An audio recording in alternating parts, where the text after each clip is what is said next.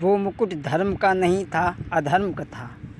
जब जरासंध युद्ध में मारा गया तो पांडवों ने वो मुकुट ले आकर के अपने हस्तिनापुर में रख लिया। कलयुग तो उस मुकुट में सवार ही था। परीक्षित एक दिन घूमते घूमते आए, मुकुट देखा बहुत सुंदर है, उठाया शीश पे रख लिया। और जो ही शीश पे रखा तो कलयुग ने परीक्षित की बुद्धि को बिगाड़ दिया। घोड़ा निकाला, शिकार खेलने के लिए चले। शिकार खेलते खेलते आज परीक्षित को प्यास लगी तो कहाँ पहुँचे? लोमश ऋषि के आश्रम पर। भागवत में 2 नाम आए हैं, एक तो नाम समीक ऋषि है, एक लोमश ऋषि नाम आया है। तो वहाँ पहुँचे, देखा कि बाबा की कुटिया है, घोड़ा को बांधा और बाबा भजन कर रहे हैं। परीक्षित कहने लगे, बाबा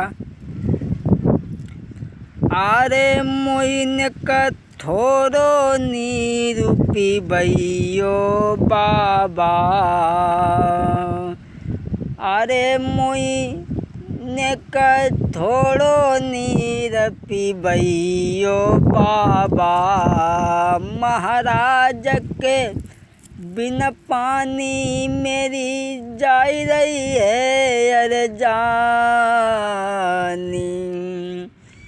अरे बिन पानी के ओ बाबा मुई दिखत नाई कोई। परीक्षित ने कहा, बाबा मुझे पानी पिला दो। लेकिन संत का मन भगवान के भजन में लगा था और परीक्षित का मन कहाँ था? संसार की माया में। मन की एक विशेषता होती है, मन को एक समय में एक ही जगह लगा सकते हो आप, या तो भगवान के भजन में और या तो भोजन में। परीक्षित का मन संसार में था और संत का मन कहाँ था? भगवान के भजन में।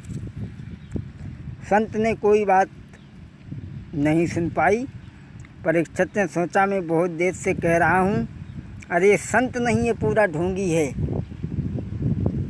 परीक्षित ने क्या किया, एक वहीं पर मरा हुआ सर्प पड़ा था, तलवार से उठा करके वो सर्प लोमश ऋषि के गले में डाल दिया और डाल करके वहाँ से चले आए। जब कुछ चेलाओं ने देखा तो जाकर के उनके बेटे को जाकर के बताया। सिंह ऋषि ने आकर के श्राप और उनके पुत्र ने आकर के श्राप दे दिया। पूछा कि ये किसने मेरे पिता का इतना बड़ा अपमान किया है? तो संतों ने बताया। तो उसने श्राप दे दिया और कहा कि यही सर्प जिंदा होकर के तुझे 7वें दिन डस लेगा, इसके द्वारा तेरी मृत्यु हो जाएगी। और एक पत्र लिखा है, ओ माया मद के दीवाने, ओ धन दौलत के दीवाने, और मेरे हाथन से मृत्यु तेरी बा लिख दई विसुविधाता ने। ओ सावधान तक ठक जिंदा तुम हुई जइयो, 8वें रोज 7वें रोज जा पापी को यम पुर की हवा खवाई दियो। और पत्र लिखा, पत्र लिख करके संतों के हाथ में दे दिया। कहा उस परीक्षित को दे देना जा करके। कुछ संत लेकर के चले हैं और इधर में परीक्षित जैसे ही महल में आए, वो मुकुट उतार करके रखा, वैसे ही परीक्षित की बुद्धि ठौठिया आ गई। सोचने लगे, मैंने तो संत का अपमान कर दिया। इधर में संत आए हैं परीक्षित की सभा में। परीक्षित ने देखा, बाबा अरे आप लोग क्यों आए, मुझे बता देते, मैं ही चला आता।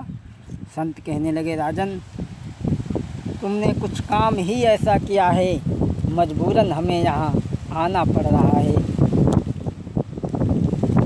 क्या संतों ने कहा है राजा, आरे तोई शान दिखाने की सूझी, हम जैसे ही तपस्वी लोगों पे, और 7वें दिना तोई तक्षक काटे, श्राप दयो है ऋषिवर ने।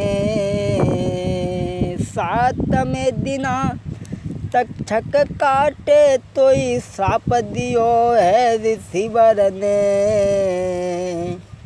अपनी मुक्ति का कर ले उपाय, तो 7 दिनों के अंदर में। संतों ने आकर के बतलाया, कहा कि तुझे 7वें दिन तक्षक नाग डस लेगा और तेरी मृत्यु हो जाएगी, तो अपनी मुक्ति का उपाय ढूंढ ले। इधर में परीक्षित ने खाना पीना सब त्याग दिया भक्तों, और मुक्ति के उपाय में घूमने लगे भक्तों।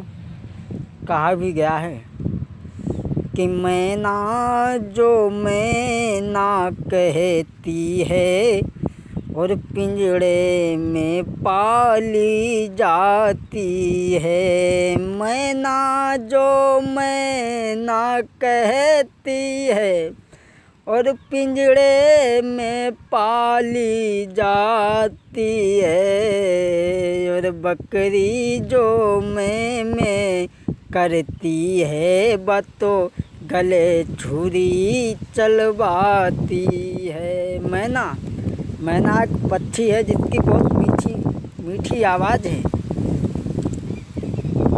वो कहती है मैं ही सब कुछ हूँ, तो वो पिंजड़े में पाली जाती है। मैं कुछ नहीं, वो पिंजड़े में पाली जाती है। और बकरी जो मैं करती है कि मैं सब कुछ हूँ, तो कसाई उसकी गर्दन को काट देता है। और आंत निकाल के फिर उसकी, और बकी तात बनाई जाती है। वो धुनने वालों के घर में, रुई धनिया वालों के घर में बेची जाती है। फिर औजारों हथियारों से, और बकी तात निकाली जाती है। और आंत निकाल के फिर उसकी बाजार में बेची जाती है। अब बाज़ार में बेची जाती है, और जब दुनिया का डंडा पड़ता है तो क्या कहती है कि तू ही है, तू ही है, सब तू ही है। और भक्तों, घमंड कई एक तरीके का होता है। किसी को मकान का घमंड है, किसी को परिवार का घमंड है, किसी को गाड़ी का घमंड है, किसी को बीवी का घमंड है। और भक्तों, घमंडी इंसान अपना जीवन में कल्याण नहीं कर सकता, क्योंकि वो तो जलता ही रहता है, साथ में अपना भी जाता है, सत्संग में दूसरों को भी ले जाता है। एक उदाहरण हम आपको दे दें। एक अपस्वार्थी था, चलिए उदाहरण हम आपको नहीं देंगे अब, चलो हम दे दें आपको उदाहरण। एक अपस्वार्थी था, उसने जंगल को गया एक दिन, और उसे भोले बाबा मिल गए। आज परीक्षा, चलिए उदाहरण हम आपको नहीं देंगे, परीक्षित महाराज चल दिए, क्योंकि समय हमारे पास कम है। अगर समय मिला तो फिर कभी आपको आगे हम अब देंगे। आज परीक्षित महाराज अपनी मुक्ति का उपाय ढूंढने के लिए निकल पड़े। ब्राह्मणों के पास में जाते हैं तो ब्राह्मण कहते हैं कि तुम सोना लुटाओ और गायों के सींग सोने से मढ़वाओ, तब तुम्हारा उद्धार होगा। कोई कुछ बताता है तो कोई कुछ बताता है। और इधर में परीक्षित गंगा के किनारे पहुंच गए, जहां 88,000 ऋषि महात्मा लोग बैठे हैं। उन्हीं में जाकर के विनती करते हैं, लेकिन कोई मुक्ति का उपाय नहीं बताता है। और सुखदेव जी का अभी जन्म नहीं हुआ है, तो सुखदेव जी की जन्म की कथा हमने दी है, वो आप सुन सकते हैं। और मौका मिला तो कभी हम आपको आगे कथा सुनाएंगे। और हमारे चैनल को भक्तों सब्सक्राइब कर लें। एक बार भगवान का संकीर्तन। सीताराम राम राम सीताराम राम राम सीताराम राम राम सीताराम राम राम। बोले गोविंद भगवान की।